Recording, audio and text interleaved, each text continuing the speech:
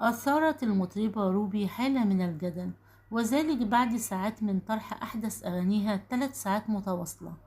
وصلت إلى حد اتهامها بتضمن الأغنية إيحاءات جنسية، وهو ما فتح باب التكهنات التي وصلت إلى حد زعم البعض بمنعها من الغناء.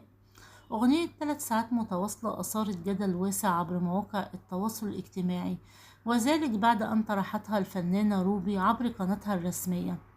الأغنية من ألحان عزيز الشافعي وتوزيع تومة. تحولت أغنية 3 ساعات متواصلة والتي طرحتها الفنانة روبي إلى صداع في رأس مجلس نقابة المهن الموسيقية بعد الاتهامات التي طردتها بتضمن كلماتها إيحاءات جنسية، حيث أصدر الفنان مصطفى كامل نقيب المهن الموسيقية بيانا صحفيا أعلن خلاله أنه لم يأخذ قرار حتى الآن فيما يخص اجتماع النقابة